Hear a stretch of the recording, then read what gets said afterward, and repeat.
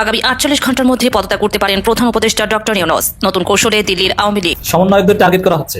এই সমন্বয়কদের একদিন দেখবেন পুলিশ হত্যার দায়ে এদের ফাঁসিতে ঝুলানো হবে। সেই সমন্বয়কদের এখন গুম করছে, রিমান্ডে অমানবিক নির্যাতন করছে এবং এই সজীবপুরের ধারা খাবে, তারও ফাঁসি হবে, তারও ফাঁসি হবে। দুর্নীতির আখড়া হচ্ছে এবং দুর্নীতির সৃষ্টি করার কারখানা হচ্ছে এই উপদেষ্টা পরিষদ। আসলে স্ক্রিপ্টের বাইরে সত্য এভাবেই বের হয়ে আসে। স্ক্রিপ্টের পতন যতটুকু বাকি ছিল, অপুর বউ বাকিটা সম্পূর্ণ করে দিল। এই মিশনে আওয়ামী লীগের প্রাথমিক টার্গেট 7 জেলা এবং 2 মেট্রোপলিটন এলাকা।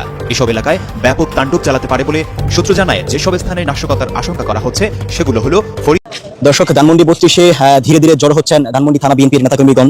যেমনটি আমরা দেখছি যে ধানমন্ডি 32 ঘিরে আওয়ামী লীগের যে কর্মসূচি ছিল সেটিকে রুখে দিতে গতকাল পতিত সরকার মাত্র পাওয়া ব্রেকিং নিউজ।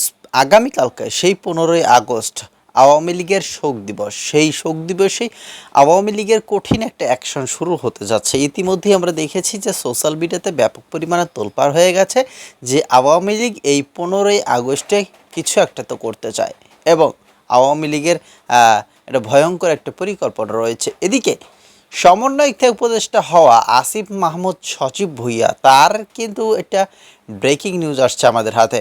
দর্শক শ্রোতা, ইতিমধ্যেই আপনারা ভিডিও স্ক্রিনে দেখেছেন যে চাঁদাবাজির পেছনে তার একটা হাত রয়েছে এবং সোশ্যাল মিডিয়াতে ব্যাপক পরিমাণে তোলপাড় হয়ে গেছে এবং তিনি এটা নিজেও স্বীকার করেছেন যে অতি শীঘ্রই তিনি দল থেকে বেরিয়ে যেতে চাচ্ছেন। মানে এই অন্তর্বর্তীকালীন সরকারের যে দল আছে সেইখান থেকে তিনি বের হয়ে একটা নতুন দল, এখন এনসিপিতে যাবেন না বিএনপিতে যাবেন না কোন দলে যাবেন, তিনি একটা দলে যোগ দিবেন, এটা কিন্তু তিনি করেছেন। তো যাই হোক, এখন আপনাদের কাছে কী মনে হচ্ছে যে আগামীকালকে কি করতে পারে আওয়ামী লীগ এবং এই যে এনসিপি নেতা বা আপনারা বলতে পারেন উপদেষ্টা আসিফ মাহমুদ সজীব ভুইয়া, তিনি আসলে পদত্যাগ করে কোন দলে যেতে পারেন? কমেন্টে জানাবেন আপনাদের মতামত। আমাদের চ্যানেলের নতুন হয়ে থাকলে চ্যানেল সাবস্ক্রাইব করে রাখবেন।